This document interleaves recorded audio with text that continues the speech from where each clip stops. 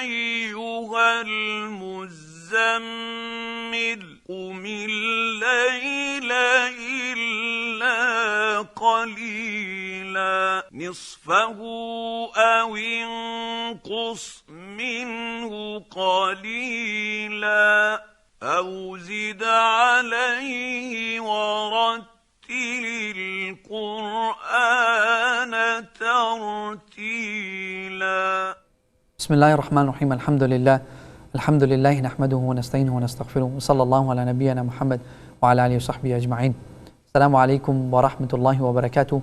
Welcome to the program Art of Recitation, where we aim to learn various recitations of the Quran. We learn how to help ourselves in perfecting the recitation of the Quran, the word of Allah subhanahu wa ta'ala, and how we can improve in our recitation of the Quran so we can come closer to Allah subhanahu wa ta'ala. And we hope that this program will bring that benefit to you, inshallah, bi'idhnillahi ta'ala. So to start the program, we have a few guests, inshallah. As always, to start with, we have Shaykh Ashiq Rahman. Assalamu alaikum wa rahmatullahi wa barakatuh. Assalamu wa rahmatullahi wa barakatuh. How are you, Shaykh? Alhamdulillah, barakallah. Everything okay? Alhamdulillah. Jazakumullah khair for coming in, inshallah, bi'idhnillahi ta'ala. And then we have our guest, mashallah, Maulana Hudayfa. Assalamu alaikum, Shaykh. Wa alaikum assalam wa rahmatullah. How are you doing? Alhamdulillah. Jazakumullah khair for coming to the program, mashallah. Jazakallah khair.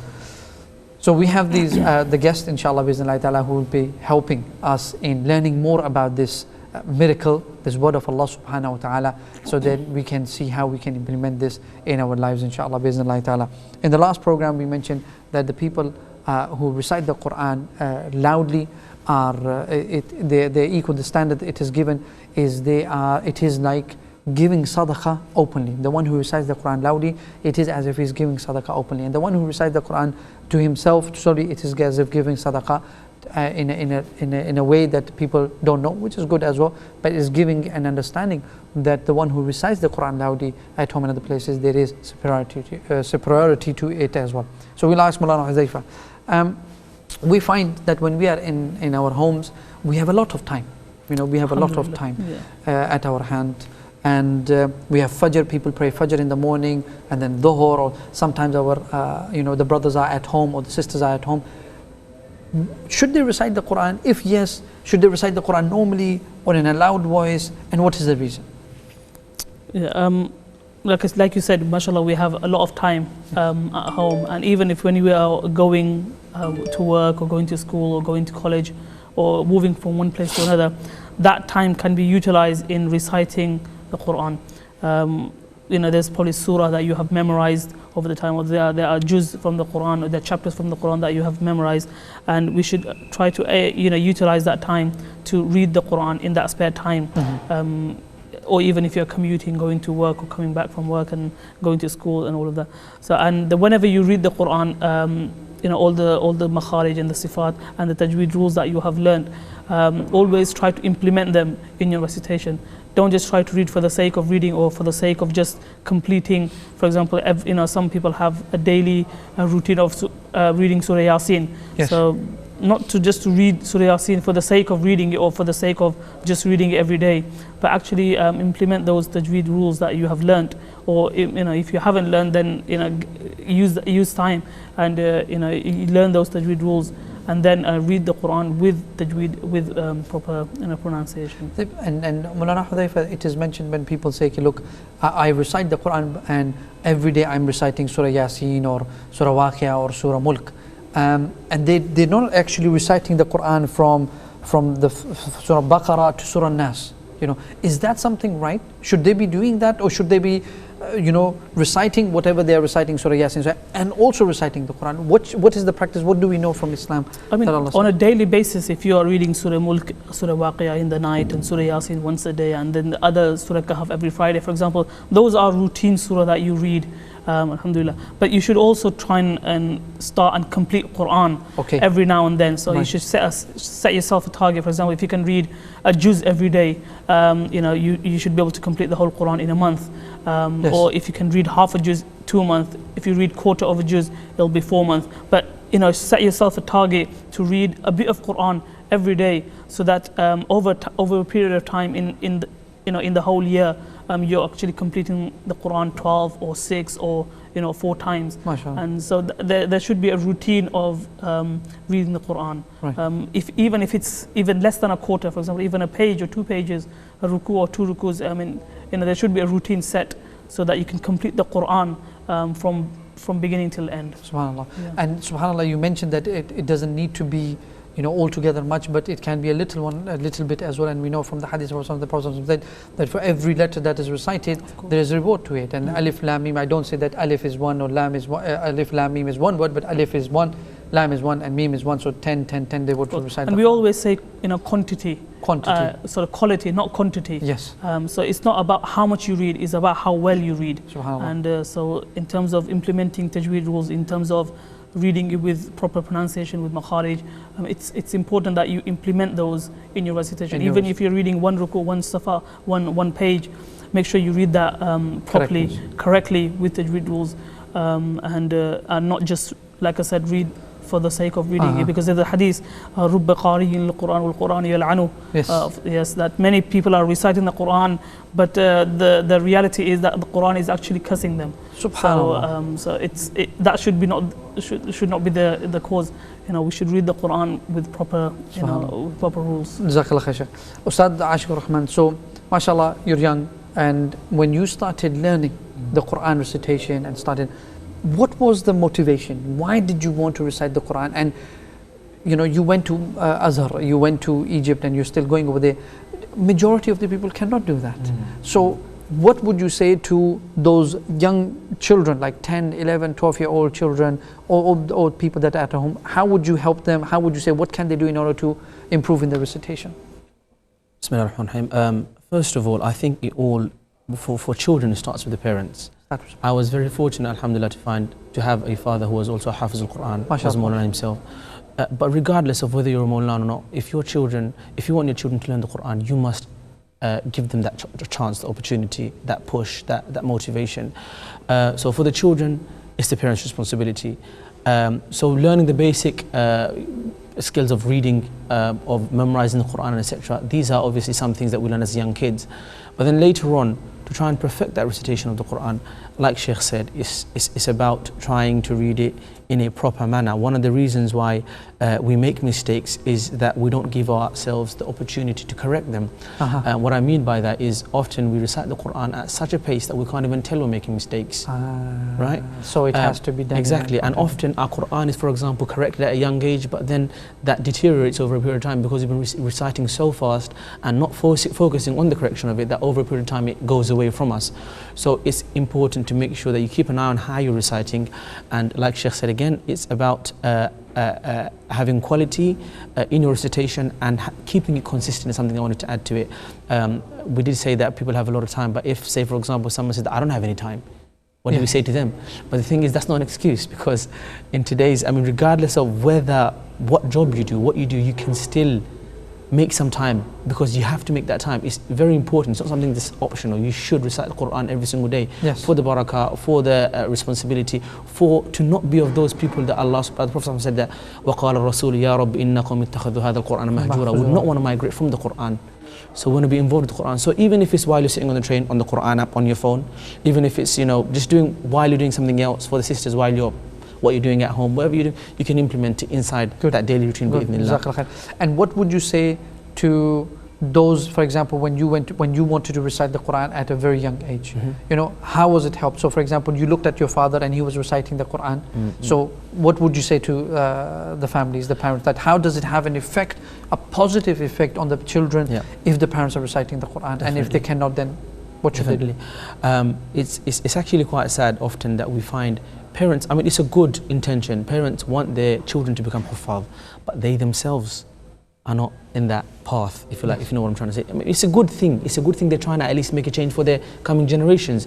But the best example for a child is from the parents. Yes. A child up until 12 or so, every single thing he does is exactly what the parents do. Yes.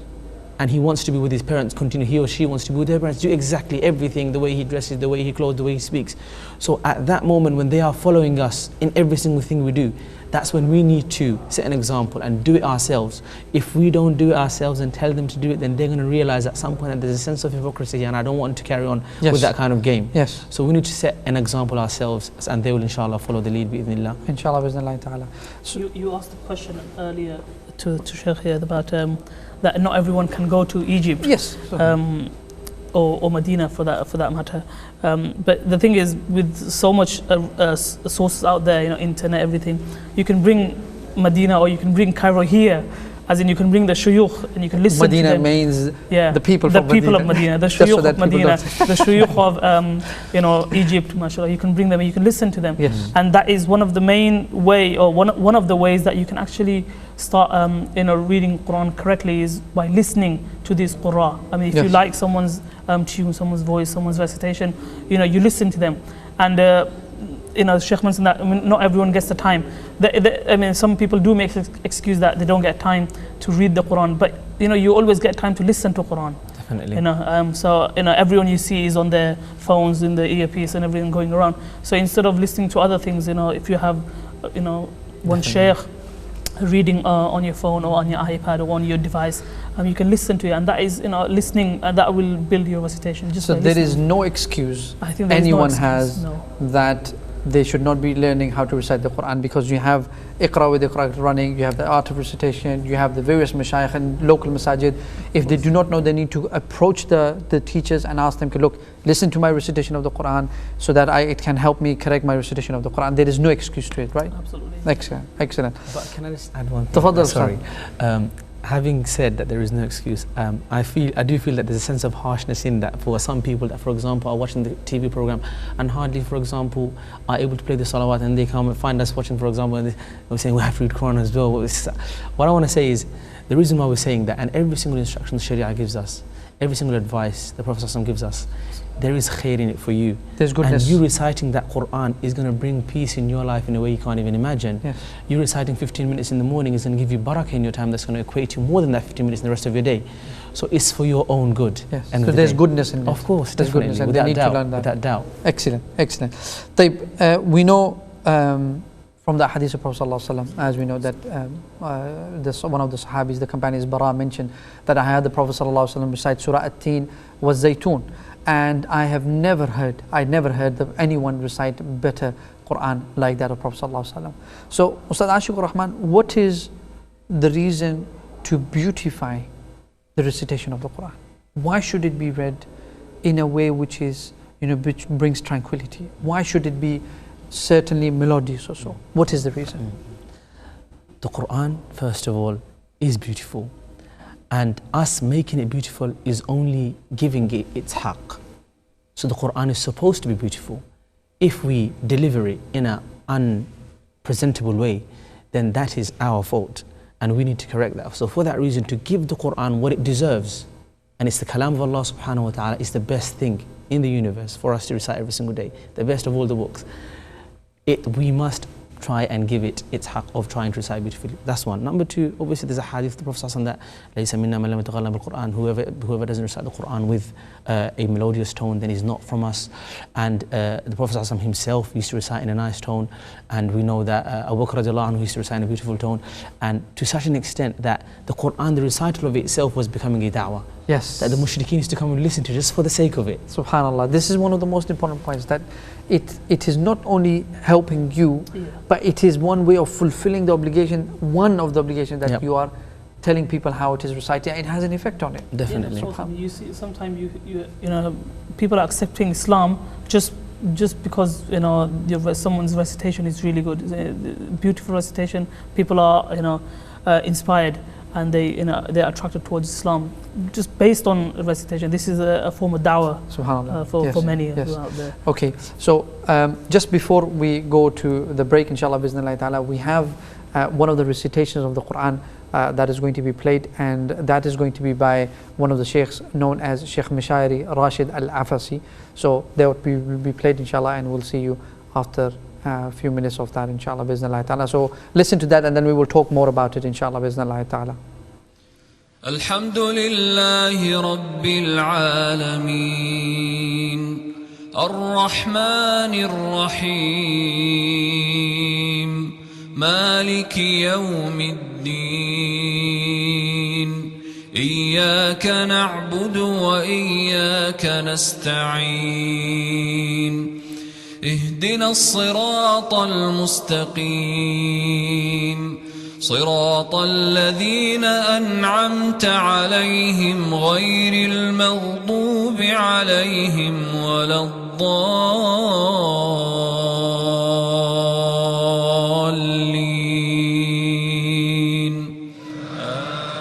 آمين.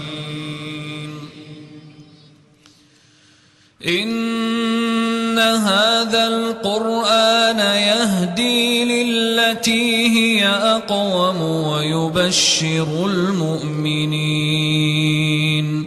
ويبشر المؤمنين الذين يعملون الصالحات أن لهم أجرا كبيرا وأن الذين لا يؤمنون بالآخرة أعتدنا لهم عذابا أليما. ويدعو الإنسان بالشر دعاءه بالخير وكان الإنسان عجولا. وجعلنا الليل والنهار آيتين فمحونا آية الليل وجعلنا آية النهار مبصرة لتبتغوا فضلا من ربكم ولتعلموا عدد السنين والحساب وكل شيء فصلناه تفصيلا. وكل إنسان ألزمناه طائره في عنقه ونخرج له يوم القيامة كتابا يلقاه منشورا. اقرأ كتابك كفى بنفسك اليوم عليك حسيبا.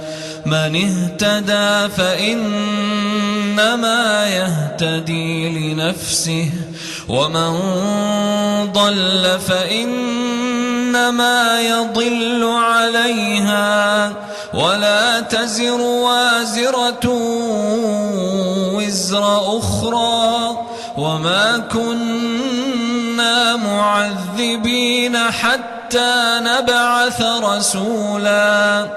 وإذا أردنا أن نهلك قرية أمرنا متر فيها ففسقوا فيها فحق عليها القول فدمرناها تدميرا. وكم أهلكنا من القرون من بعد نوح وكفى بربك بذنوب عباده خبيرا بصيرا.